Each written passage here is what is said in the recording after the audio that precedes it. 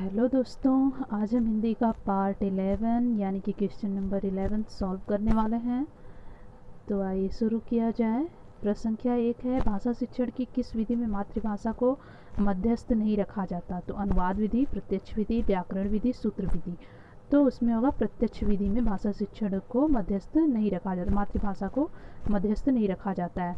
प्रश्न संख्या 2 है, हिंदी भाषा का आकलन करते समय पोर्टफोलियो बच्चों के बारे में यह बताता है कि ए वे क्या जानते हैं, बी क्रमशः उनकी प्रगति किस प्रकार हो रही है, सी उनकी प्रगति में माता पिता की भूमिका कैसी है और डी उनकी प्रगति में शिक्षकों की भूमिका कितनी है। तो यह जो पोर्टफोलियो है बच्चों के बारे में क्या बताता है? ऑप्शन नंबर बी से होगा, क्रमशः उनकी प्रगति किस प्रकार हो रही है। प्रश्न संख्या 3 है, अब इस दर्पण में देखकर बताओ कि तुम क्या देखते हो। यह वाक्य है सरल वाक्य है, संयुक्त वाक्य है, मिश्र वाक्य है, विधानवाचक वाक्य है। तो यह एक मिश्र वाक्य होगा। ओके। प्रश्न संख्या 4 है, जब बच्चे को प्रकृति से दूर रखा जाता है, वाक्य के रेखांकित अंश में कौन सा कारक है? कर्ता कारक, संप्रदान कारक, कर्म कारक, अपादान कारक। तो जब बच्चे को प्रकृति से दूर रखा जाता है, वाक्य में कौन सा कारक होगा? कर्म कारक होगा। प्रश्न संख्या 5 है, पढ़ना के बारे में कौन सा कथन उचित नहीं है? ए अक्षर की विशेष आकृति और उसकी एक खास ध्वनि होती है। बी है पढ़ना उद्देश्यपूर्ण एवं चुनौतीपूर्ण है। सी पठन सामग्री का बच्चों की समझ और पूर्वानुभव के से संबंध होना चाहिए। और डी है सक्षम पाठक प्रत्येक शब्द पर ध्यान देते हैं। तो इसमें जो है कौन सा कथन उचित नहीं होगा? तो इसमें ऑप्शन नंबर डी होगा जो उचित नहीं है। ओके। प्रश्न संख्या 6 है, अहम केंद्रित भाषा की संकल्पना किसके साथ घनिष्ठ रूप से जुड़ी हुई है? तो ए स्किनर, बी वाइगोत्स्की, सी चाम्स्की और डी पियाजे। तो जो अहम केंद्रिता की जो भाषा है वो वाइगोत्स्की के साथ घनिष्ठ रूप से जुड़ी हुई है। प्रश्न संख्या 7 है, वाइगोत्स्की के अनुसार भाषा सीखने शब्दों को अर्थ में की भूमिका को नकारा नहीं जा सकता। तो यहाँ पे क्या भरा जाएगा? भाषा प्रयोगशाला, सामाजिक अंतःक्रिया, विद्यालयी समय या पाठ्यपुस्तकों। तो अर्थ देने में सामाजिक अंतःक्रिया की भूमिका को नकारा नहीं जा सकता। प्रश्न संख्या 8 है, भाषा की कक्षा में विभिन्न संचार माध्यमों मुद्रित और अमुद्रित का प्रयोग ए समावेशी कक्षा की आवश्यकताओं को पूरा करने में सहयोग देता है। बी बच्चों की भाषा के आकलन में अनिवार्य है। सी शिक्षक को बाकी शिक्षकों से अलग और श्रेष्ठ सिद्ध करता है। और डी भाषा शिक्षक की कर्तव्य निष्ठा का द्योतक है। तो इसमें ऑप्शन नंबर ए सही होगा, समावेशी कक्षा की आवश्यकताओं को पूरा करने में सहयोग देता है। प्रश्न संख्या 9 है, भाषा कौशलों के संदर्भ में कौन सा कथन सही है? तो ए सुनना, बोलना, पढ़ना और लिखना एक क्रम से सीखे जाते हैं। बी सुनना पढ़ना निष्क्रिय कौशल है। सी पढ़ना और लिखना कौशल में कोई संबंध नहीं। और डी सभी कौशल एक दूसरे के साथ अंतर संबंधित होते हैं। तो भाषा कौशल के संदर्भ में सभी कौशल एक दूसरे के साथ अंतर संबंधित होते हैं, यह कथन सत्य होगा।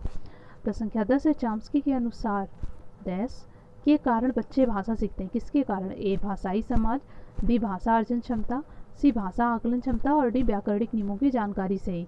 तो चाम्स्की के अनुसार जो है किसके कारण बच्चे भाषा सीखते हैं? तो भाषा अर्जन क्षमता के कारण सीखते हैं। प्रश्न संख्या 11 है, भाषा शिक्षण में अनिवार्य है ए मानक भाषा पर बल, बी समग्रतावादी दृष्टिकोण, सी विशेष आवश्यकताओं वाले बच्चों के साथ भिन्न व्यवहार और डी वर्तनी संबंधी गृह कार्य। तो इसमें ऑप्शन नंबर बी सही होगा, समग्रतावादी दृष्टिकोण। प्रश्न संख्या 12 है, कौन सा शब्द समूह शेष शब्द समूहों से भिन्न है? ए अयोग्य, अज्ञानी, अभाव, बी अन्याय, अपराध, अपमानित, सी अभाव, अपमानित, अधीन और डी असहाय, अपराध, अनुचित। तो इसमें सही क्रम कौन सा होगा जो सब बाकी समूहों से भिन्न है? तो इसमें ऑप्शन नंबर ए सही होगा, अयोग्य, अज्ञानी और अभाव ये बाकी समूहों से भिन्न है। प्रश्न संख्या 13 है, अध्यापक के लिए उचित विशेषण शब्द है धैर्य, सहिष्णु, ज्ञान तथा योग्यता। तो सहिष्णु इसके लिए उचित है। प्रश्न संख्या 14 है, सुनकर समझने की कौन सा तत्व प्रभावित करता है? पूर्वाग्रह, पूर्व जानकारी, पूर्व अर्जित ज्ञान, ये सभी। तो ये सभी होंगे। प्रश्न संख्या 15 है, सुनने के लिए पुराना भूलना भी जरूरी है। वाक्य है प्रश्नवाचक, विधानवाचक, अनिश्चयात्मक, आश्चर्यबोधक। तो इसमें विधानवाचक ये होगा।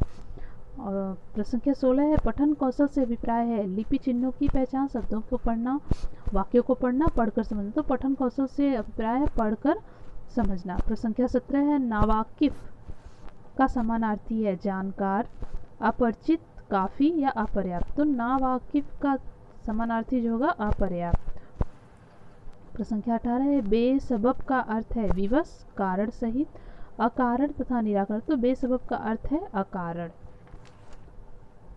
प्रश्न संख्या 19 है भाषा शिक्षण की अनुवाद विधि। ए मातृभाषा को मध्यस्थ नहीं बनाती, बी मातृभाषा को की उपेक्षा करती है, सी मातृभाषा को मध्यस्थ बनाती है और डी लक्ष्य भाषा को ही श्रेष्ठ सिद्ध करती है। तो इसमें ऑप्शन नंबर सी से होगा मातृभाषा को मध्यस्थ बनाती है। प्रश्न संख्या 20 है इधर उधर शब्द है युग्म है निरर्थक, सार्थक, पुनरुक्त तथा सार्थक निरर्थक। तो इधर उधर जो शब्द है वो सार्थक और निरर्थक युग्म है।